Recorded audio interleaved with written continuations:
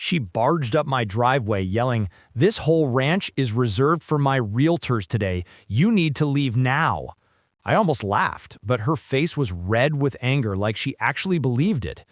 I leaned against the gate and said calmly, "Lady, this is my land, and no one reserved anything." She smirked and waved a stack of papers in my face. "I'm the HOA president, and I have full authority. 150 agents are coming here to view properties. You're trespassing on your own land." The nerve in her voice almost made me lose it.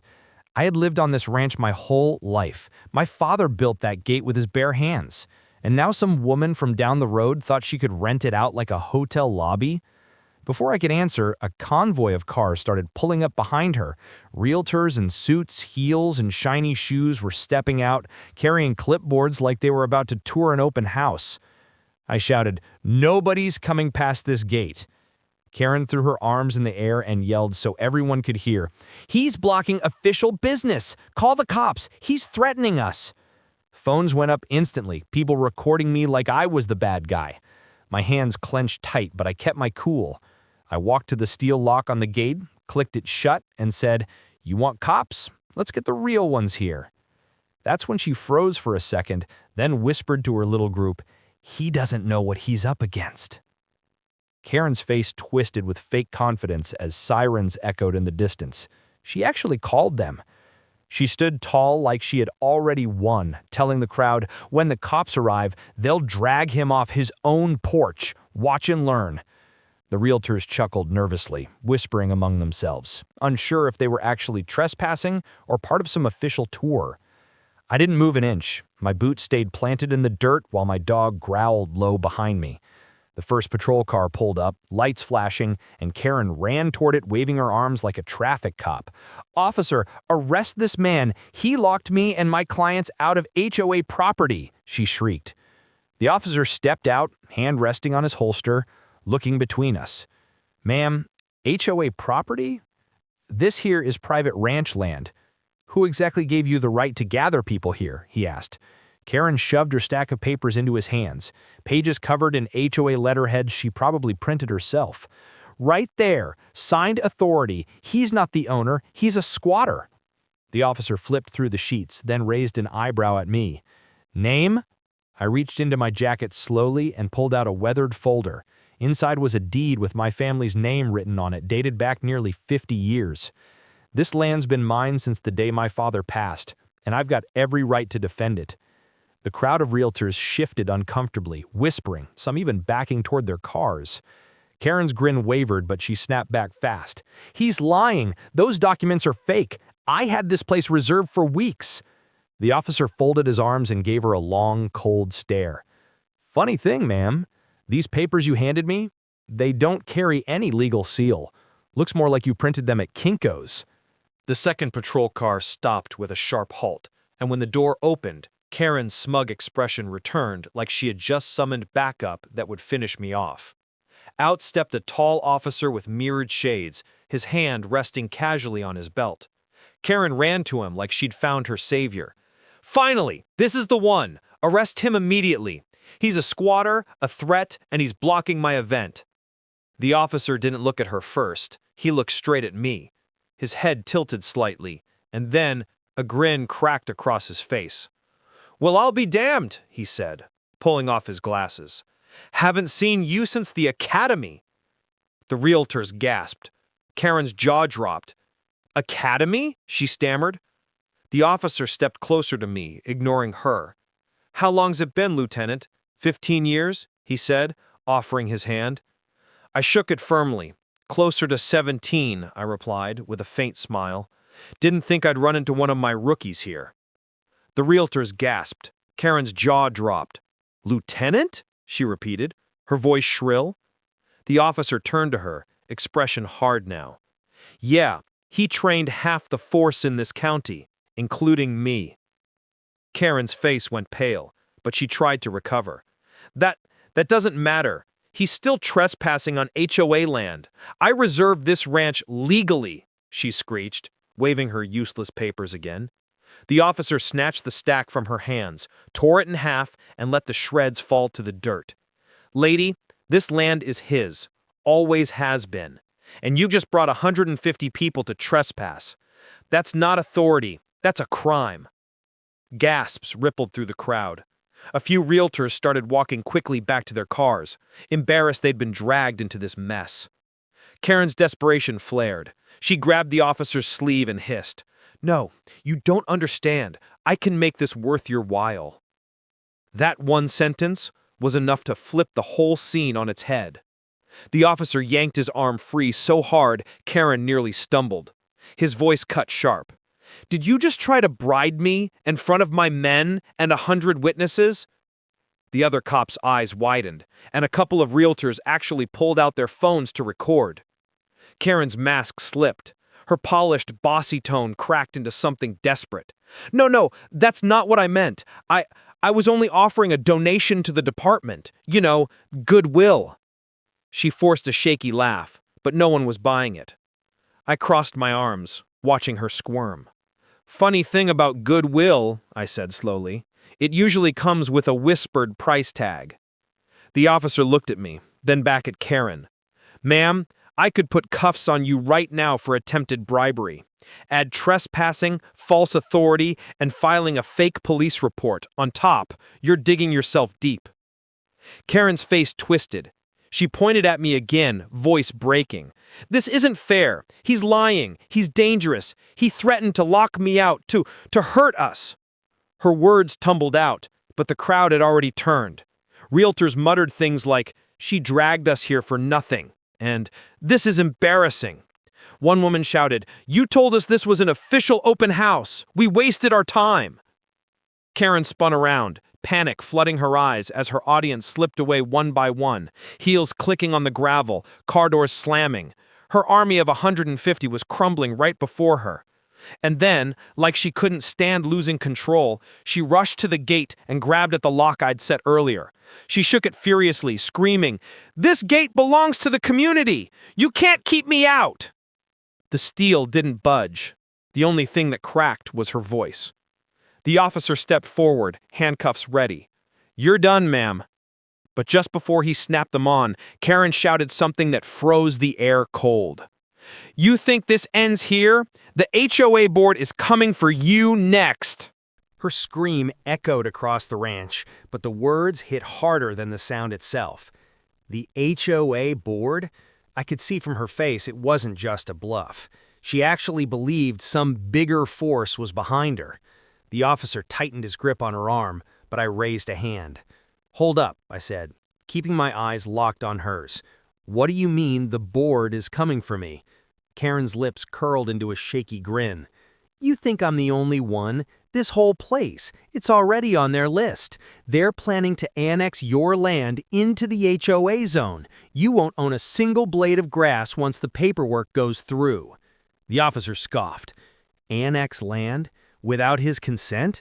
That's not how the law works." But I knew Karen wasn't the type to invent lies out of thin air. She twisted truth into poison. Before anyone could speak again, a black SUV rolled up the road, tinted windows, polished chrome. The realtors, who hadn't left yet, froze in place. Karen's grin widened. "See? They're here." The SUV door opened, and 3 men in sharp suits stepped out with clipboards and briefcases in hand. One of them scanned the crowd with cold eyes before focusing straight on me. "Afternoon," he said flatly. "We're with the HOA Development Council. We'll need you to open that gate immediately. This land has been designated for community expansion." The younger officer blurted, "Sir, this ranch is private property. I've seen the deed myself." But the man in the suit didn't flinch. He just tapped his folder and replied, "Not for long. We've already filed claims with the county. It's only a matter of time before ownership changes hands." Karen laughed through her tears, like a villain getting her second wind. "Told you, he's finished. You'll all see." I took one step forward, my voice steady but sharp enough to cut through the tension. "Funny thing," I said. "You filed papers with the county?" The man nodded confidently. "That's right." I smiled slowly, pulling my phone from my pocket. "Good, because the county clerk is my cousin." The suits froze for the first time. The smirk slid right off the man's face when I said it. His eyes darted to his partners, then back at me. Karen blinked in confusion, stammering, He's bluffing, right? He has to be bluffing." I tapped my phone screen, speaker on. It rang twice before a calm voice answered. "County Clerk's office, this is Michelle." "Hey, cuz," I said, my eyes never leaving the suited men. "Quick question. Did anyone file paperwork trying to annex my ranch into an HOA district?" There was a pause, papers shuffled on the other end. Then Michelle's tone sharpened. "Funny you ask. 3 men came in last week with forged documents. We flagged them immediately and sent copies to the sheriff's office." "Why?" The crowd gasped. One of the realtors even muttered, "Oh my God," while recording everything on her phone. I gave a thin smile. "Because they're standing in front of me right now." The officer beside me stepped forward, his hand already on his cuffs. The suit stiffened, but the leader tried to recover. "Those were preliminary filings, nothing illegal, just exploratory drafts."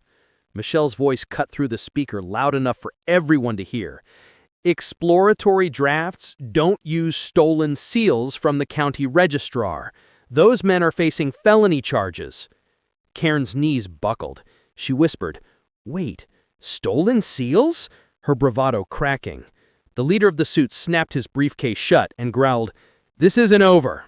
He tried to back toward the SUV, but 2 more patrol cars pulled in from the road, boxing them in. Deputies got out, already alerted by Michelle's report. Phones were raised everywhere now. Realtors filming, neighbors watching from the road, the whole mess going viral in real time. The officer barked, "Hands where I can see them!" And within seconds, the 3 men were lined up against the SUV, being searched. Karen's face turned ghost white. She staggered backward, whispering, "No, no, this was supposed to make me president of the Master HOA." I stepped closer, my voice low but firm. "You wanted to steal my ranch to play queen of the neighborhood. Now you'll be lucky if you don't end up sharing a cell with your board." And right then, the deputies called out the words I'd been waiting for. "These documents are confirmed forgeries. They're all under arrest." Karen's scream tore through the air as the suits were cuffed and shoved toward the patrol cars. "You can't arrest them! They're my partners! This was supposed to be my project!" Her words, instead of saving her, sealed her fate. Every camera phone caught her confession in crystal clarity. The officer who once trained under me turned slowly to face her. "Ma'am, you just admitted conspiracy to commit fraud. That's enough to put you in the back of the car with them." Karen shook her head violently, tears streaming. She stumbled toward the crowd of realtors, but they all backed away like she carried a plague. One woman shouted, "You lied to all of us. You said this was a legal showing." Another man added, "I drove 3 hours for this scam." The murmurs turned into shouts, and Karen found herself surrounded not by allies, but by angry witnesses. I didn't say a word. I just watched as her empire of lies collapsed around her. The officer grabbed her wrists and snapped the cuffs on with a metallic click. She shrieked, kicking at the gravel, "No, you don't understand. I run this community." The deputy holding the forged documents shook his head. "Not anymore, you don't. You're facing charges of fraud, trespassing, attempted bribery, and filing false police reports." Phones kept rolling, every second live streamed to the world. Karen's reputation was being shredded in real time. Her face twisted, but instead of shame, she spat venom one last time. "You'll regret this, all of you. He's dangerous. He doesn't deserve this land." That's when I stepped forward, calm and clear, so every recording caught my words. This ranch was my father's gift to me.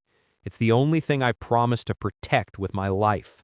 I don't care about your titles, your papers, or your fake authority. You don't get to take my land, ever. For a moment, even the angry crowd went quiet. The truth hung heavy in the air. Karen thrashed in the officer's grip, but no one listened anymore. She wasn't the queen of anything now, just another fraud in handcuffs. And yet, even as they dragged her toward the squad car, she hissed one last whisper that only I could hear. "You think this is over? There are people bigger than me who want this land, and they won't stop." As the squad car door slammed shut on Karen, the ranch finally fell quiet. The sirens faded into the distance, leaving only the crunch of gravel under boots and the murmur of shaken realtors heading back to their cars. For the first time that day, I took a deep breath of my own land's air. Dusty, raw, but mine. The officer I once trained walked up, his face softer now. "Lieutenant, you handled that better than most. You could have escalated, but you didn't. You let the law do its job." I gave him a half smile. I didn't fight for this country just to lose my ranch to a piece of paper and a woman screaming titles she never earned. He nodded, gripping my shoulder firmly. "This land is safe. And trust me, if anyone else tries to pull what she did, we'll be here." The last of the realtors drove off, embarrassed and angry at Karen's scam, but not me. A few even waved, muttering apologies before leaving. Soon it was just me, my dog, the locked gate, and silence stretching across the open fields my father once walked. I leaned against the fence post, running my hand over the weathered wood. For a second I heard his voice in my head, calm and steady. "Land is freedom, son. Don't let anyone tell you otherwise." Karen's last threat still echoed in my mind. There are people bigger than me who want this land, and they won't stop. Maybe she was bluffing, maybe not. But I wasn't afraid. This ranch wasn't just dirt and grass. It was blood, sweat, memory. It was home. And if they ever came again, I'd be ready. I looked out over the fields, the sun dropping low on the horizon, casting everything in gold. With the wind brushing my face, I whispered to myself, "They'll never take this from me. Not today. Not ever."